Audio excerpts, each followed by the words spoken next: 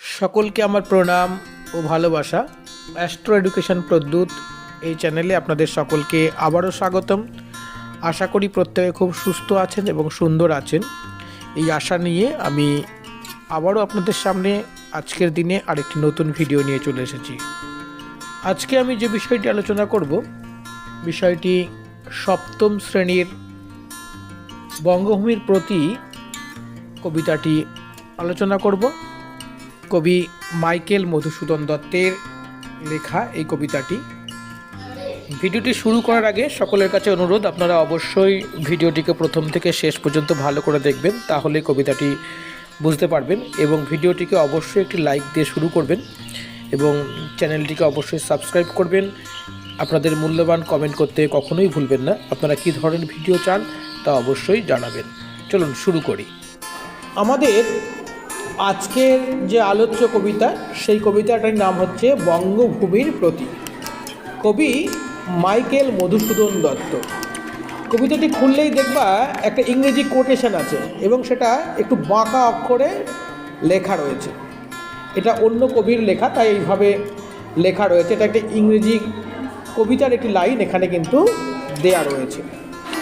সেই প্রসঙ্গে বা কবিতার প্রসঙ্গে যাবার আগে আমাদের কবি মাইকেল মধুসূদন দত্তের সম্বন্ধে একটুখানি জেনে নিতে হবে, তাহলে আমরা কবিতাটি পড়তে গিয়ে সুবিধা হবে আমাদের। এবং কবিতা ওরিয়েন্টেড কিছু লিঙ্ক তার মধ্যে রয়েছে, তার ফলে আমাদের কবিতাটা খুব সহজে আমরা বুঝতে পারবো। বোঝা গেল? তাহলে এখানে কি বলছে, মাইকেল মধুসূদন দত্ত। মধুসূদন দত্তের নামের আগে মাইকেল শব্দ জুড়ে দেওয়া হয়েছে। কেন জুড়ে দেওয়া হয়েছে, কাদের জুড়ে দেওয়া হয়? তাহলে কেন জুড়ে দেওয়া হয়েছে সেটা জানার আগে আমাদের জানতে হবে কাদের জুড়ে দেওয়া হয়। সাধারণত যারা খ্রিস্টান ধর্ম অবলম্বী মানুষ, তাদের নামের আগে মাইকেল নাম বা মাইকেল শব্দটি জুড়ে দেওয়া হয়। তাহলে এই অর্থে আমরা জানলাম যে মধুসূদন দত্ত খ্রিস্টান ধর্মাবলম্বী ছিলেন।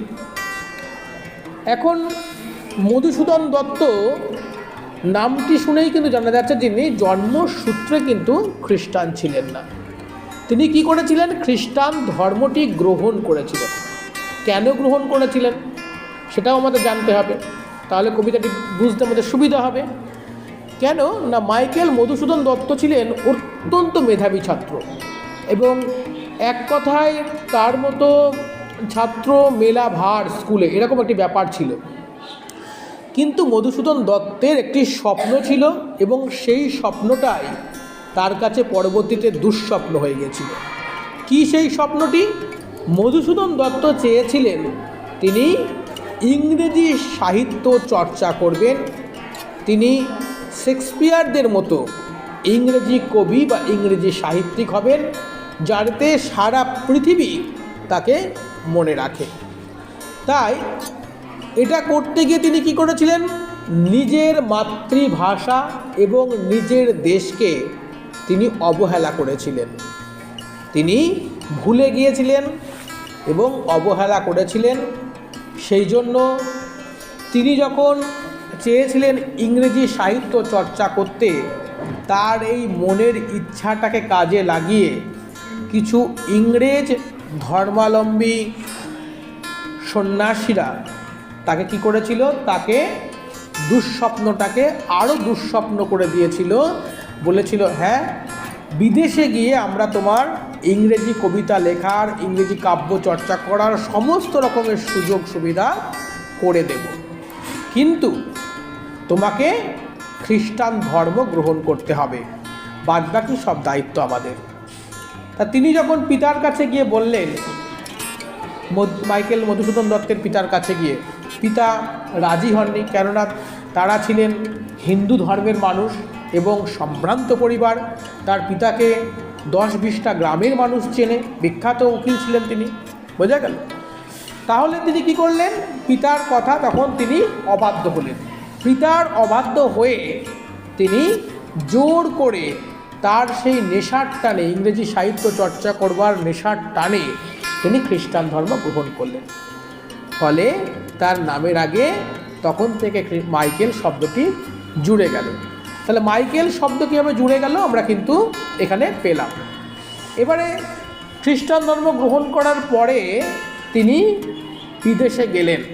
সেখানে যাওয়ার পরে এই কাজটুকু শুধু সেই যে জন্য যারা তাকে খ্রিস্টান ধর্মাবলম্বী করলো তারা করে দিয়েছিল। বাদবাকি সেখানে যাওয়ার পরে যাদের জন্য তিনি খ্রিস্টান ধর্ম গ্রহণ করলেন, যাদের কথা মতো, তারা তার খোঁজ রাখেনি। সেখানে গিয়ে তিনি একেবারে দৈন্য দশায় পড়লেন, একদম ভিখারি দশা হয়ে গেল তার। না আছে পয়সা, না আছে ঘর, না আছে বাড়ি। এবং তিনি সেখানে গিয়ে যা কাব্য বা সাহিত্য যেটুকু কষ্ট করে লিখলেন সেটুকু কিন্তু প্রকাশিত হলো না, বা সেই অর্থে তিনি ইংরেজি সাহিত্য প্রবেশ করতে পারলেন না, বা ইংরেজি সাহিত্যে নিজের ছাপ রাখতে পারলেন না। ফলে তার দৈন্যদশা আরও বৃদ্ধি পেল। এমনকি তার সেখানে গিয়ে বিবাহ করা স্ত্রীও তাকে ছেড়ে চলে গেল। তখন তার যা অবস্থা একজন ভিখারির অবস্থার থেকেও খারাপ। তখন তিনি সেখান থেকে ভারতবর্ষের একজন দয়াসাগর মানুষ ছিলেন, যার নাম তোমরা প্রত্যেকেই জানো, যাকে আমরা বিদ্যাসাগর বলি, যার আরেকটি নাম দয়াসাগর, তাকে একটি চিঠি লেখেন।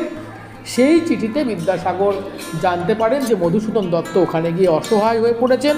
তখন এখান থেকে কি করেন, তিনি টাকা পাঠান মাইকেল মধুসূদন দত্তকে।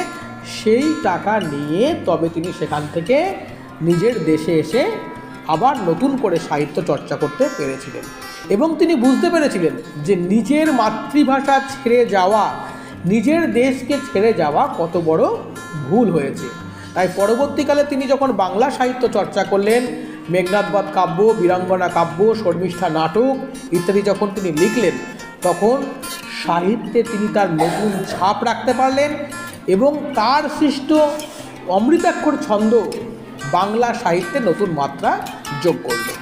এই হচ্ছে মাইকেল মধুসূদন দত্তের একটা ছোট্ট জীবনী আমরা জেনে নিলাম আগে। এবারে আমরা জানব কবিতাটি বঙ্গভূমির প্রতি। কবিতাটির নাম কি? বঙ্গভূমির প্রতি। তাহলে বঙ্গভূমি কাকে বলি আমরা? আর প্রতি শব্দের অর্থ বঙ্গভূমির দিকে এবং বঙ্গভূমির জন্য, যাকে আমরা বলতে পারি। তাহলে বঙ্গভূমি কোনটা? বঙ্গদেশ। বঙ্গদেশ বলতে এখনকার পশ্চিমবঙ্গ নয়, বঙ্গদেশ বলতে অখণ্ড ভারতবর্ষের পশ্চিমবাংলা এবং বাংলাদেশ মিলে যে রাজ্য বা যে দেশটি তোমরা বলতে পারো ছিল, তাকেই আমরা বঙ্গদেশ বলি। সেই বাংলা মায়ের প্রতি মধুসূদন দত্তের যে প্রেম, মধুসূদন দত্তের যে ভালোবাসা, তারই কিন্তু প্রকাশ ঘটেছে আমাদের আলোচ্য বঙ্গভূমি প্রতি কবিতাটির মধ্যে দিয়ে। এখানে তিনি মায়ের প্রতি সন্তানের যে কাকুতি মিনতি, সেইগুলো তিনি প্রকাশ করেছেন। এখানে সম্পূর্ণরূপে একটা সন্তান মায়ের কাছে যেমন আবদার করে, মায়ের কাছে যেমন তার সমস্ত বায়নাগুলো প্রকাশ করে, মধুসূদন দত্তেরও কিন্তু তাই ঘটেছে এখানে। আমরা কবিতাটি পড়লে কিন্তু সেটা আরও বেশি আমরা পরিষ্কার হয়ে যাব। দেখো কি বলছে কবিতাটি পড়তে গিয়ে। প্রথমে বলল ইংরেজি কবিতার লাইন তুলে দিয়ে মাই নেটিভ ল্যান্ড গুড নাইট, এইখান থেকে নিয়ে এর অর্থ হচ্ছে জন্মভূমি, ঠিক আছে, সংক্রান্ত একটা কোটেশন এখানে দিয়েছেন। এবং সেটা দিয়ে নিয়ে তিনি বলেছেন কি, নিজের কবিতা তিনি শুরু করেছেন কি বলে, রেখো মা দাসেরে মনে এ মিনতি করি পদে, সাধিতে মনের স্বাদ ঘটে যদি পরমাদ, মধুহীন করোনা গো তব মন কোকোনদে। তাহলে তিনি কি বললেন? রেখো মা দাসেরে মনে। দাস মানে কি? যারা খেটে খায়, যারা গরিব মানুষ, সেই অর্থে দাস কিন্তু এখানে নয়। দাস মানে অনুগত। যেমন আমাদের হনুমান ছিলেন কার দাস? রামচন্দ্রের দাস। তার আজ্ঞা পালন করতেন, রামচন্দ্রের সেবা যত্ন করতেন, তাই তো? তাহলে তিনি দাস। এখানে সেরকম মাইকেল মধুসূদন দত্ত মায়ের আজ্ঞা পালন করবেন, মায়ের অনুগত থাকবেন, তাই তিনি মায়ের দাস হয়েছেন। মাটাকে, মাটা হচ্ছে বঙ্গভূমি, মাটা হচ্ছে এই বাংলা দেশ। তার কাছে এই মিনতি করছে, এই প্রার্থনা করছেন। কি প্রার্থনা? তাকে যেন মনে রাখা হয়, তাকে যেন মনে রাখা হয়। আর কি বলছেন? যদি কখনো নিজের ইচ্ছার জন্য, সাধিতে মনের স্বাদ, তাই বলছে কখনো মনের ইচ্ছার জন্য যদি কখনো বা কিছু মনে হয় মায়ের, তবুও যেন তিনি মধুসূদন দত্তকে মধুহীন যেন না করেন। অর্থাৎ মধুহীন মানে কি? যেমন ফুলে যদি মধু না থাকে সেই ফুলে কী হবে, মূল্যহীন হয়ে পড়ে। সেখানে কিন্তু সেই ফুলে এসে প্রজাপতি বা অন্য কোনো কিছু কিন্তু সেখানে অন্য পতঙ্গ এসে কিন্তু বসবে না। তাই ফুলের যদি মধু না থাকে, ফুল যেমন মূল্যহীন, সেরকম মধুসূদন দত্তকেও যেন মা মূল্যহীন না করে, এটাই তিনি অনুরোধ করেছেন। কার কাছে অনুরোধ করেছেন? মায়ের কাছে অনুরোধ। তাহলে কোকোনদ মানে আমরা কি বললাম? লাল পদ্ম, তাই তো? তাহলে প্রথম কয়েকটি লাইনের অর্থ কিন্তু আমরা বুঝলাম এবং সেখানে আমরা দেখলাম যে মায়ের কাছেই সন্তানের আবেদন, তাই তো? এবারে কি বলছে? মধুহীন, এটা তো পড়লাম। প্রবাসে দৈবের বসে জীব তারা যদি খসে, এ দেহ আকাশ হতে নাহি খেদ তাহে। প্রবাসে মানে বিদেশে, দৈবের বসে মানে ভাগ্যে, তাই তো?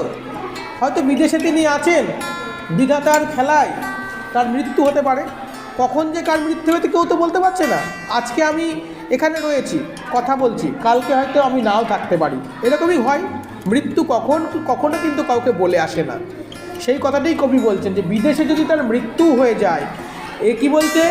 জীব তারা যদি খসে, অর্থাৎ জীবন যদি চলে যায়, তাই তো? জীবন যদি সেখানে চলে যায়, তবুও তার অর্থাৎ কবির কোনো কি নেই, কোনো খেদ নেই, কোনো মনে কোনো মনের কোনো জ্বালা যন্ত্রণা থাকবে না। বিদেশে তার মৃত্যু হয়েছে বলে সে দেশে যেতে পারলো না বলে। কেন? কখন থাকবে না? যদি বঙ্গমাতা তাকে মনে রাখে যে তার একটি সন্তান মধুসূদন দত্ত ছিল, বা এটা যদি সে মনে রাখে মা, তাহলে আর তার মনে কোনো দুঃখ থাকবে না। এটাই কবি কিন্তু এখানে বোঝাতে চেয়েছেন। তারপরের একটা বিখ্যাত লাইন বলেছেন। কি সেই লাইনটি? জন্মিলে মরিতে হবে, অমর কে কথা কবে। তাই না? অর্থাৎ আমরা জানি পৃথিবীতে যার জন্ম হয়েছে তার মৃত্যু কিন্তু হবে। সুতরাং মাইকেল মধুসূদন দত্ত যখন জন্মেছেন পৃথিবীতে, তখন কিন্তু মৃত্যু চিরসত্য, মৃত্যু তার হবে। সুতরাং এই নিয়ে খেদ করার, এই নিয়ে দুঃখ করবার কিছু নেই, সেটাই মধুসূদন দত্ত এখানে উল্লেখ করেছেন। আমরা যেদিন থেকে পৃথিবীতে এসেছি সেদিন থেকে কিন্তু আমরা এগিয়ে চলেছি কার দিকে? মৃত্যুর দিকে। প্রতিদিন কিন্তু আমাদের একদিন করে কমছে। কিসের কমছে? জীবন থেকে বাদ হয়ে যাচ্ছে। আর কার কাছে যাচ্ছি? মৃত্যুর কাছ পর্যন্ত আমরা যাচ্ছি। এটা আমরা কল্পনা করি না বা এটা আমরা ভাবি না, তাই না? কিন্তু আমরা কিন্তু সত্যি সত্যি মৃত্যুর দিকে এগিয়ে চলেছি। সেটাই মধুসূদন দত্ত তার সুন্দর একটি লাইনের মধ্যে দিয়ে বলেছেন, জন্মিলে মরিতে হবে, অমর কে কথা কবে। এই লাইনটা তোমরা মনে রাখবে চিরকালের জন্য, খুব সুন্দর লাইন এটাই। তারপরে কি বলছে দেখো, চিরস্থির কবে নীর, হাই রে জীবন নদে। অর্থাৎ নীর ধরতে নয় দীর্ঘই নীর মানে হচ্ছে জল। জল কিন্তু কখনো স্থির থাকে না। থাকে কি? জলকে যদি তুমি কচুর পাতার উপর রাখো, সে কি এক জায়গায় একটা বিন্দু থাকবে? সব সময় নড়ে নড়ে বেড়াচ্ছে, তাই না? তাই বলতে চিরস্থির মানে কোনো দিন জল স্থির নয়। ঠিক সেরকম আমাদের জীবনও কোনো দিন স্থির নয়। আর এই জীবনটাকে তিনি কিসের সঙ্গে তুলনা করেছেন? নদীর সঙ্গে তুলনা করেছেন। কেন তুলনা করেছেন? নদীর দেখো একটা উৎস রয়েছে, জন্ম রয়েছে, নদীর বাল্যকাল রয়েছে। অর্থাৎ নদী যখন পার্বত্য অঞ্চলের মধ্যে দিয়ে চলছে, নদী তখন কেবল উৎপন্ন হয়ে যখন সে সমভূমির দিকে বয়ে আসছে পার্বত্য অঞ্চল, তখন সে অত্যন্ত চঞ্চল। ঠিক আমরাও প্রথম জীবনে যখন ছোট থাকি, যখন বালক থাকি, শিশু থাকি, তখন অত্যন্ত চঞ্চল থাকি। আমরা সমস্ত বাধাকে একেবারে দু পায়ে মারিয়ে সামনের দিকে এগিয়ে চলি।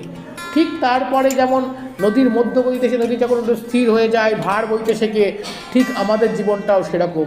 আমরা যখন 30 বছর পার করে ফেলি, তখন কিন্তু আমরাও একটু স্থির হয়ে যাই, একটু ভার বইতে শিখি, সংসারের দায়িত্ব নিই, কর্তব্য থেকে যায় আমাদের, সেগুলো আমরা পালন করি।